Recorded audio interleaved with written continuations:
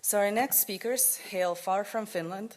Ari Silvenoinen is a graphics programmer at Remedy, where he worked on research and development on new rendering techniques.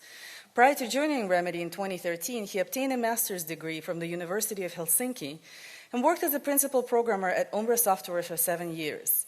His main interests are in global illumination, visibility algorithms, and real-time rendering, and he has contributions on graphics conferences and journal, including SIGGRAPH, i3D, SIGGRAPH, and EGSR. His co-author is Ville Timonen, who joined Remedy as a graphics programmer in 2014, and has developed screen space techniques for lighting and shadowing for Quantum Break.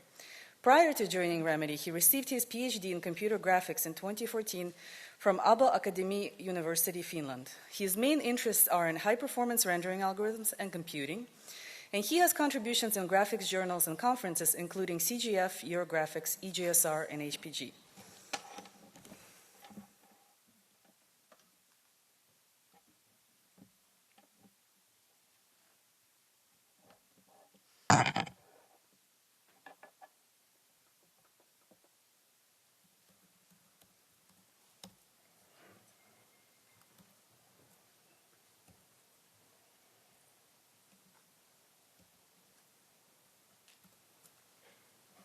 Okay, thanks for the introduction. So, I work for Remedy Entertainment, which is an independent game studio based in Helsinki, Finland. Remedy is best known for creating the Max Payne and Alan Wake franchises, but today we are here to talk about Quantum Break.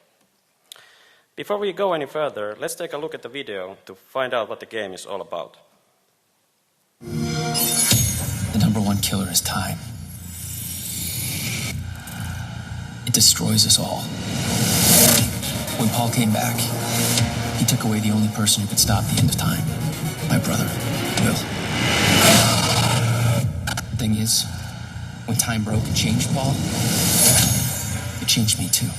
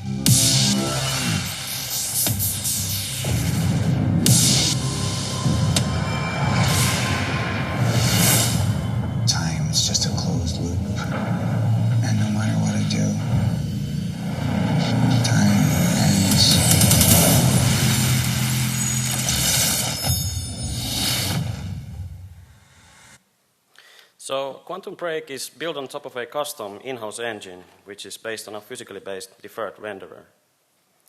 When we started to work on the renderer, we looked closely at the concept art to determine what kind of rendering and lighting features are needed.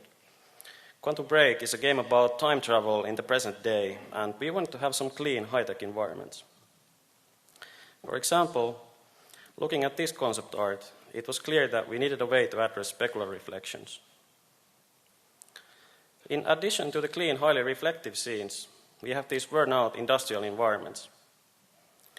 In this example, most of the scene is indirectly lit by the sun and the sky, so it became clear that we need to have some form of global illumination. Here is another example of an industrial environment. Again, the scene is mostly lit by indirect illumination, but this time there's also participating media and light shards in the background. This meant that we also need to have the volume lighting affected by the global illumination. One of our primary goals with the new renderer was consistency across the lighting features. We wanted to have the environments, dynamic objects, particles, and volumetric lights all blending together seamlessly. The second constraint was that we had to support large-scale destruction events and, in some levels, dynamic time of day.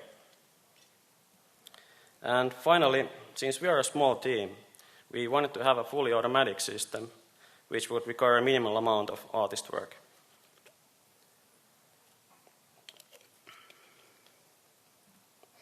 When we started to design the renderer, we knew that screen space lighting effects capture the small high-frequency details quite well. However, the screen space buffers don't contain enough information about large-scale lighting effects, like these. So, looking at the individual components, it became clear that in isolation, they do not provide enough detail to create a balanced image.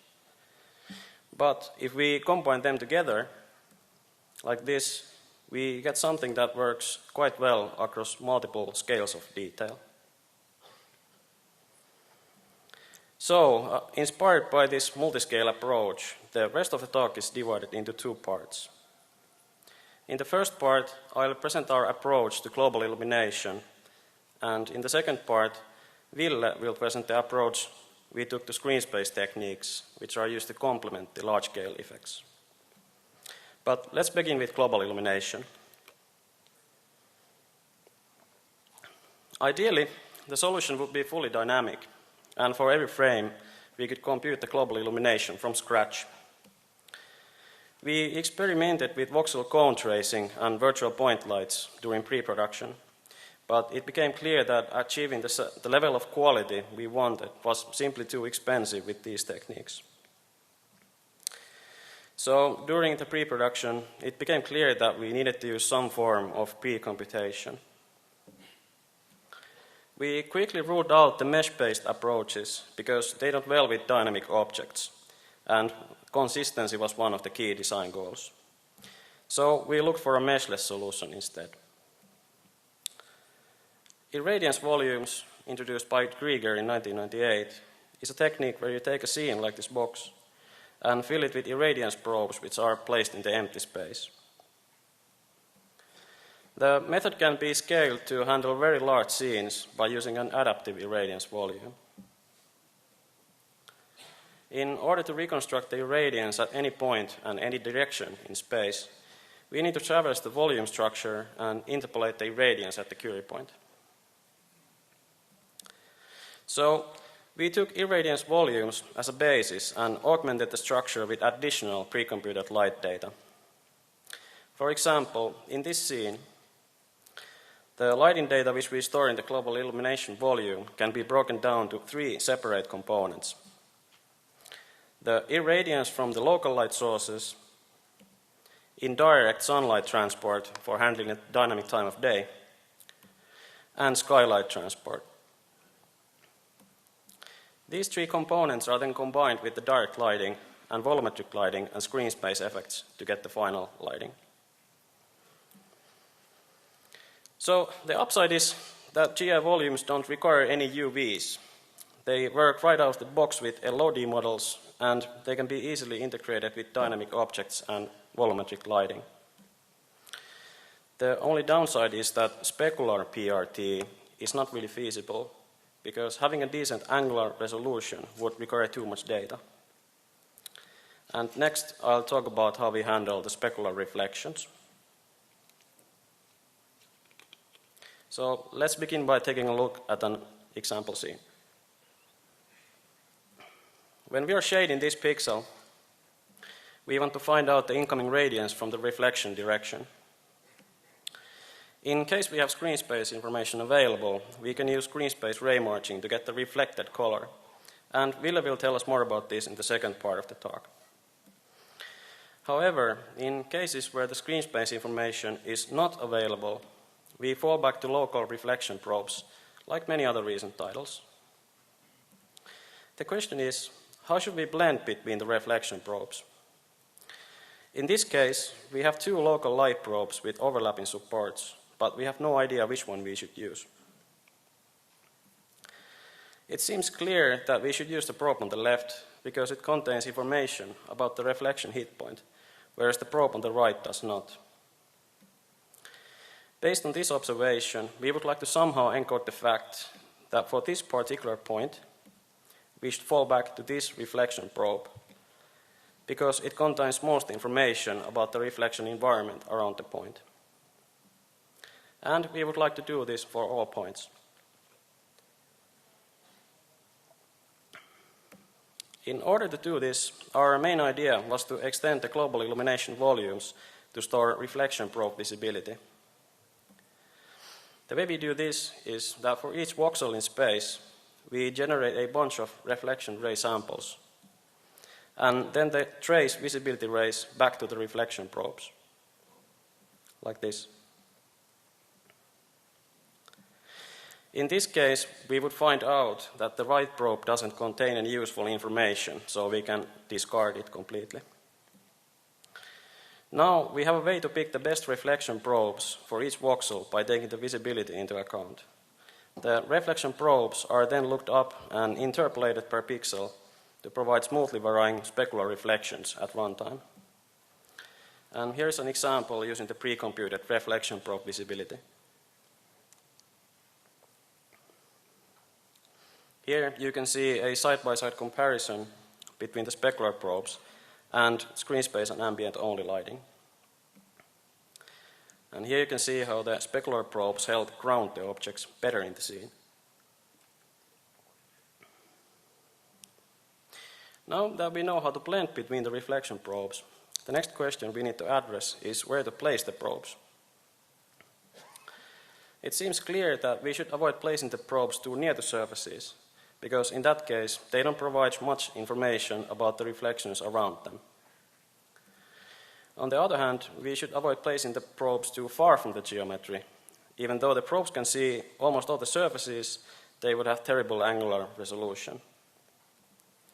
So, based on these observations, it seems that a good probe location will maximize the visible surface area and minimize the distance to the visible surfaces. And this leads to a simple two-step algorithm for automatic probe placement. First, we voxelize the scene and generate candidate probes in the empty space. Then we compute the visible surface area from the probes and rank the candidates. And finally, we pick the cheapest probes based on these rankings according to our budget. And here's an example of the automatic probe placement. We typically have somewhere around 1,000 specular probes per level.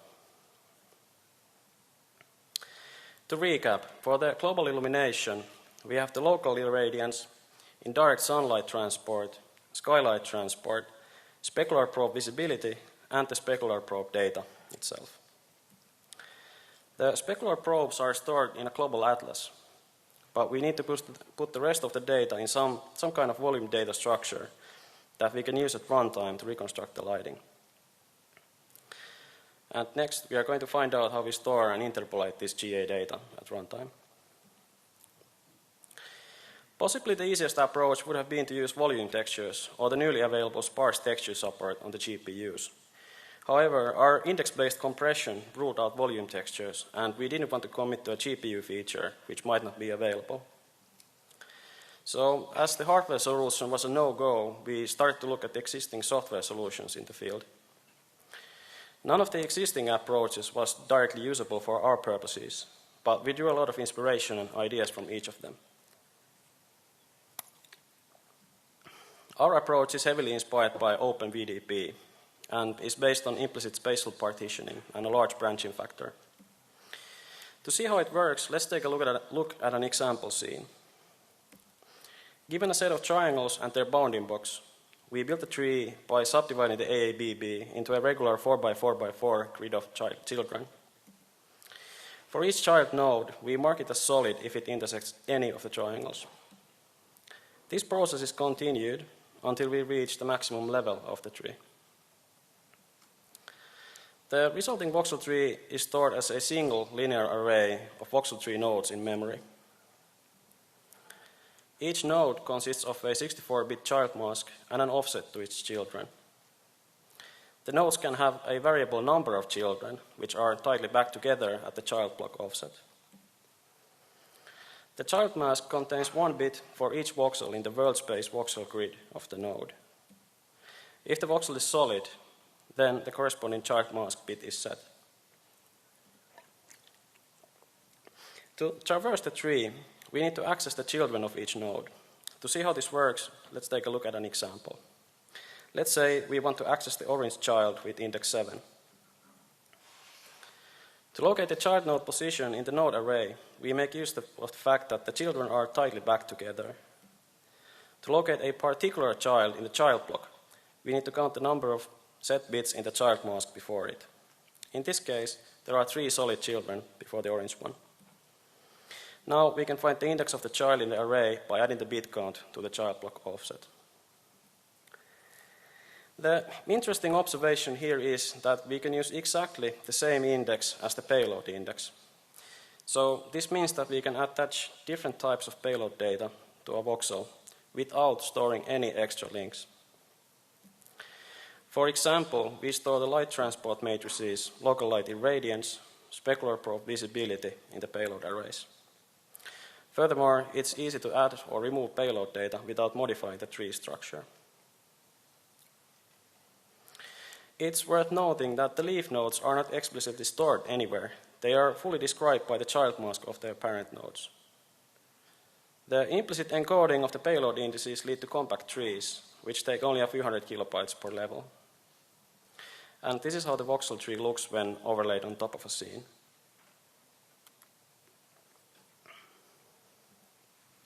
We use the same GI data to light both dynamic and static objects, and this is the key to achieving a consistent look across the board. I'll skip the details for this for brevity, but you can find more information in the downloadable slides. This is how the seamless interpolation looks in game. Here you can see how the dynamic character and the dynamic barrel blend in seamlessly with the static environment. On the other side, you can see a larger scale transition that we typically use to control level of detail. If you look at the final image, it's not completely obvious that the barrel and the character are in fact dynamic objects.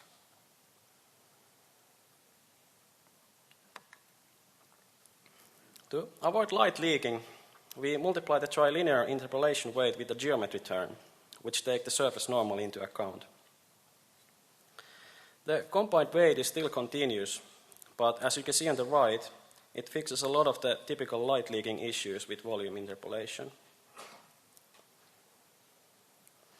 So far, we have talked about a single voxel tree structure.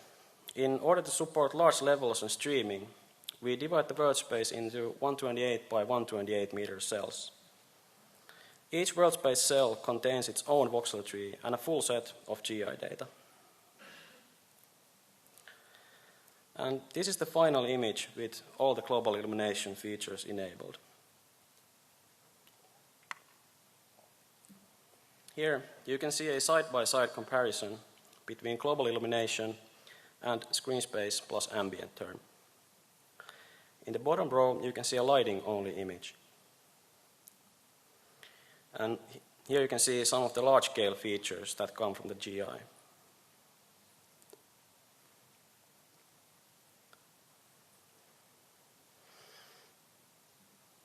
For each 128 meter cell, we store a maximum of 65K diffuse probes, which in terms of data is roughly comparable to a 256 by 256 light map. In total, all the diffuse GI data takes around 30 to 50 megabytes per level.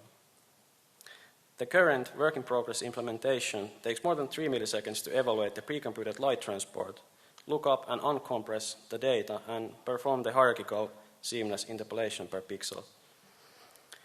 Part of this cost is offset by the fact that we can pre-compute soft area lighting by placing reflectors in the scene, instead of using dynamic fill lights at runtime. For example, the image on the right is lit only by the local reflected spotlight. In order to validate and compute the GI, we use a path tracer. Here you can see a real-time view of the global illumination resulting from a single spotlight. The bottom row contains a side-by-side comparison between the ground truth reference and the real-time indirect illumination we have in game.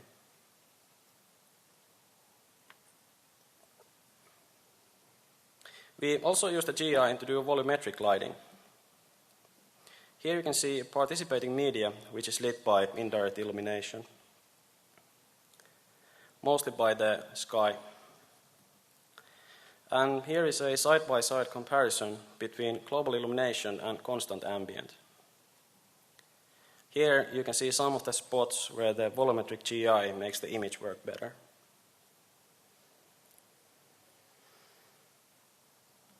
So, to recap, I presented a unified approach to GI based on a sparse voxel tree structure and a fully automatic specular probe system. And with that, I let Ville to talk about how we use the screen space effects to complement the large-scale lighting features. Thank you, Ari. We'll be giving the second part of this presentation, which is about screen space techniques. Screen space techniques have some benefits over global illumination systems. For one, they can capture much finer scale details, and they work on fully dynamic objects. However, they don't know anything what's happening outside of the screen, and they have no, and they also don't know what's happening behind the first depth layer. And for those cases, they have to fall back on the global illumination data. This is why we have two requirements for our screen space techniques.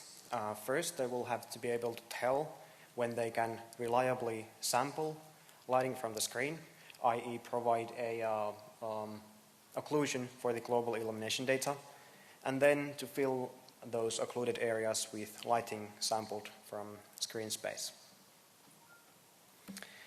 We are treating diffuse and specular components separately. I'll be describing the diffuse part first. So this is the data we are going to produce. To the left, you can see the occlusion data for the global illumination lighting, and to the right, you have the screen space diffuse contribution. So you take the global illumination data, multiply it with the occlusion, and add in the screen space contribution. For the diffuse occlusion, we use screen space ambient occlusion. Our method is based on line sweep ambient obscurance. A thorough explanation of LSAO is beyond the scope of this presentation, but the important thing is that the line sweep ambient occlusion scans the depth buffer and finds the most contributing occluders for each pixel across the depth buffer. So the receiver can have its most contributing occluder on the other side of the screen, providing effect that can span the entire screen space. So we are performing the scans in 36 discrete directions. We are using long steps along the scans, but a short line spacing. This is because we can, this is scheduling friendly for the GPU. We get short threads, but many of them. The scan takes roughly 0.25 milliseconds on Xbox One at 720p. And instead of having regular sample patterns, we are jittering the sample patterns per line, so we get a more even coverage of the depth field. And as the nearest line sweep sample is on average at roughly 3 pixels away from the receiver, we are also taking an additional near field sample, a point sample from the height field at a smaller distance than the 3 pixels. We also sample normals and clamp the occluders to the visible hemisphere. This way we can get reaction to small scale normal changes. 36 directions is too expensive to gather per pixel, so we are interleaving the directions in a 3x3 neighborhood. So each pixel gathers 4 directions. And we are using a depth and normal aware box filter to gather the results. Because we're respecting depth, we don't bleed over depth discontinuities, and because we're also sampling normals, we get sharp edges. This is an example of how the results look. Total, it takes 1.4 milliseconds on Xbox One at 720p. Because we are treating the depth geometry much the same way as horizon-based ambient occlusion, except much more efficiently, we get a good approximation of the scene geometry, which doesn't over-darken or produce halos. We can also perform temporal filtering. Normally you would do it to hide noise. We don't have noise, but we do have banding, which comes from the discrete set of directions we're using. So this is not necessary to do, but if you want, you can, for example, rotate a different set of directions per frame and then temporally integrate the results. So on the right-hand side, we have 4 sets of 36 directions, which we cycle through across different frames, and we get effective 144 directions, which pretty much gets rid of the banding. Now that we've covered the occlusion part, let's go on to the lighting part. Because the LSAO samples are the most visible points per receiver, they are good candidates to sample incident light. They also can't be occluded by definition, so sampling at those locations provides you with implicit self-occlusion. We simply take the sample locations, reproject them to the previous frame, choose an appropriate MIP level which matches the sector's width at the distance, and sample the previous frame's color. This is how it looks. To the left, you can see the screen space diffuse's contribution. To the right is the final image. Also the image that will be sampled for diffuse lighting, so you get multiple bounces. You can see some occlusion happening underneath the palette and next to the pile of wire. Here's another breakdown with the occlusion disabled, lighting disabled to the left. In the middle you have just the occlusion enabled, and to the right you have both the occlusion enabled and the lighting enabled. The indirect lighting in this scene is a bit subtle, but it still is an important contributor. Alright, so that was the diffuse part. The specular part goes much the same way, as in we need to produce the occlusion values to occlude the global reflections, and then we need to fill in the occluded areas with lighting sampled from screen space. At this point, it might be worth emphasizing that we have just one material shader across all surfaces, which takes as input diffuse albedo, specular albedo, roughness maps, and so on.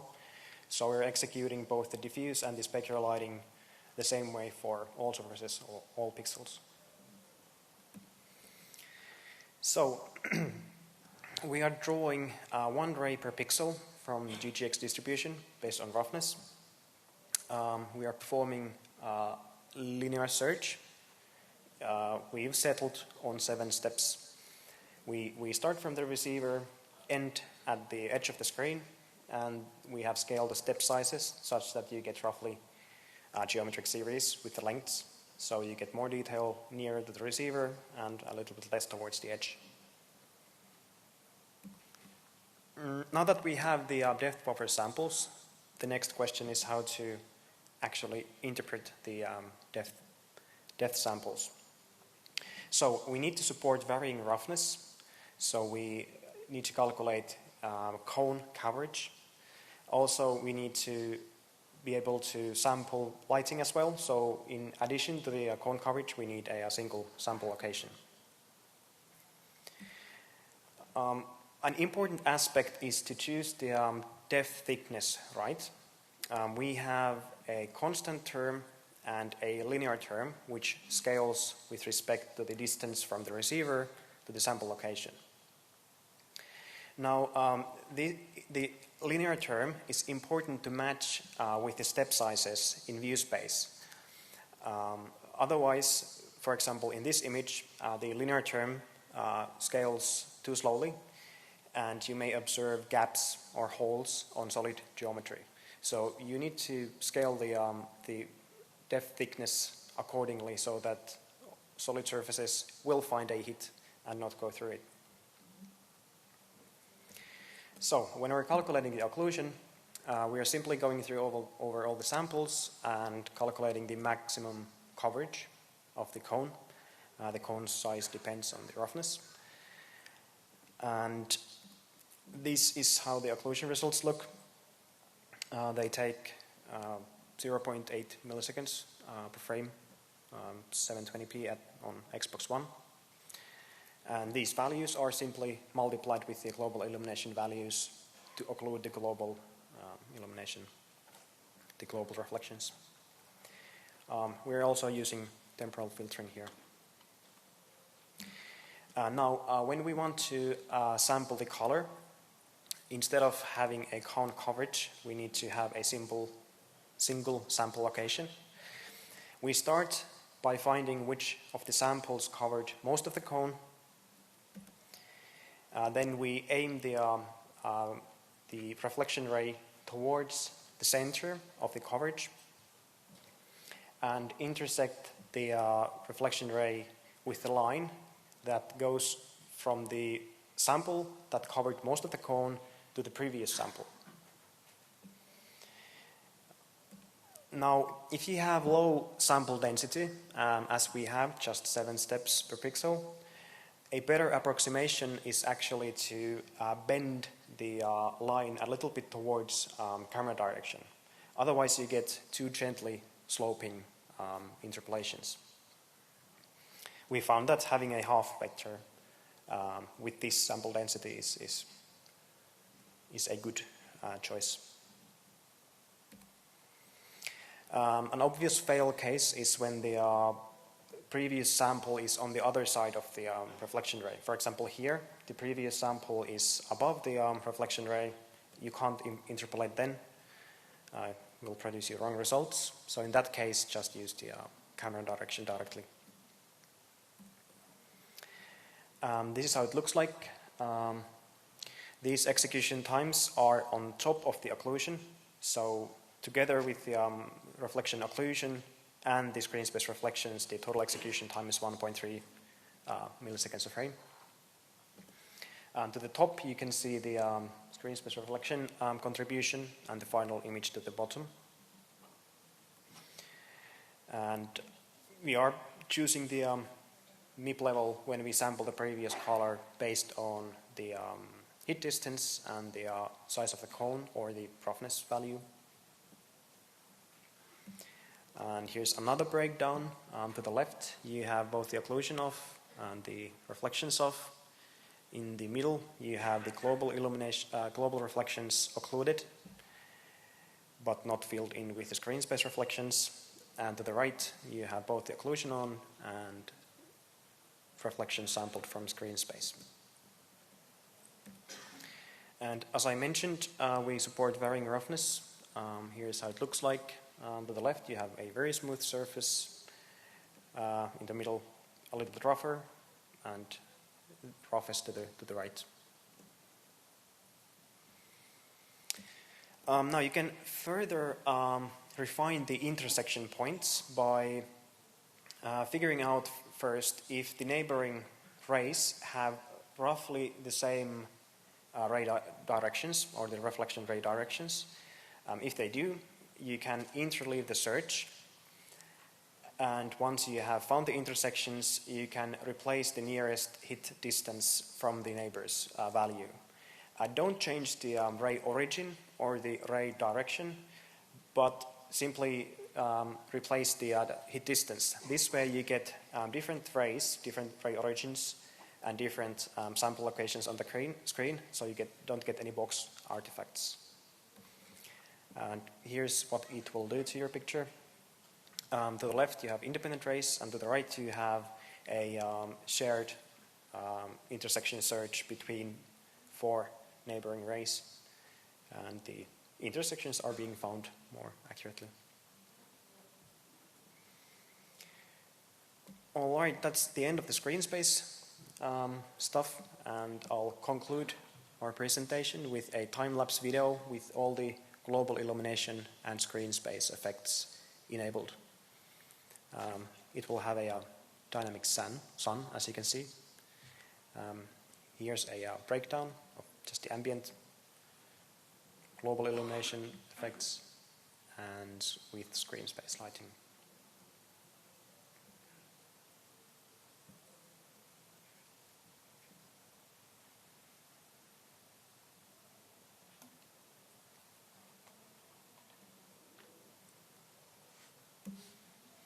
All right, we would like to thank Janne, Tatu, Laurent, Natalia and Jaakko. This is pretty much it. Thank you very much.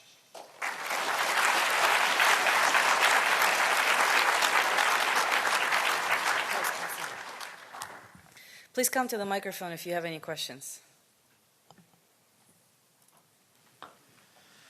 Thank you for the talk.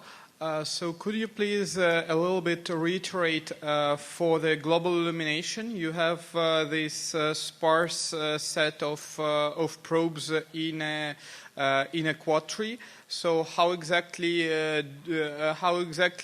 do you find affecting probes for each pixel when you do the shading? Thank you. So we do a lookup in the voxel tree structure. So it's basically an occ tree with a branching factor of 64. So I guess you do the lookup in the obvious way that you start from the root node of the tree and then you traverse until you reach a leaf node. And at the leaf node, you need to look up the trilinear neighborhood of the query point and then find out the data values at the trilinear neighborhood points. And after that, you can compute the trilinear weights to weight each of the data items. In addition, we combine the trilinear weights with the geometry term to get rid of most of the light leaking that you typically find in volume-based interpolation. The question is, since it's sparse, like when you do the trilinear fetch, some of the voxels in this trilinear fetch could be empty. So what will you replace them with? Yeah, I've actually prepared a lot of slides regarding that, but due to brevity I had to skip them. But I can show you the basic idea. Okay. So let's just a second here. I will.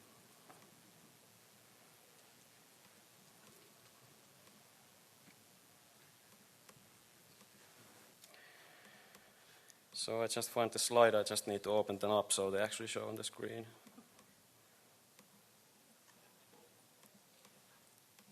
Okay, so the seamless interpolation is pretty much works like this. So if the query point is in a solid leaf, and if all the data points in a trilinear neighborhood are at the same hierarchy level, you can just do trilinear, as you said. But the interesting case is when the query point is in an empty leaf. And one of the options is that you could dilate the voxel tree, so you have the data all around. But this would actually almost double the data size. So we decided not to do this. But now you have the problem that you mentioned, that in this leaf voxel, one of the data points is missing. You cannot find it on the leaf level. So this is typically solved by interpolating data from the parent node. But this might lead to a lone recursion if the parent node is not available on the next hierarchy level. It could lead all the way up to the root node of the tree. So the way we deal with this problem is that we construct the voxel tree in such a way that we do partial dilation in the upper levels of the tree. So we have this property of the nodes that the neighboring nodes are at most one hierarchy level different from the current node. That means that we can simply do the normal trilinear interpolation without doing the costly recursion up and down in the tree. For such an in-detail answer. Yeah, you're welcome. If there are no more questions, let's thank the speakers.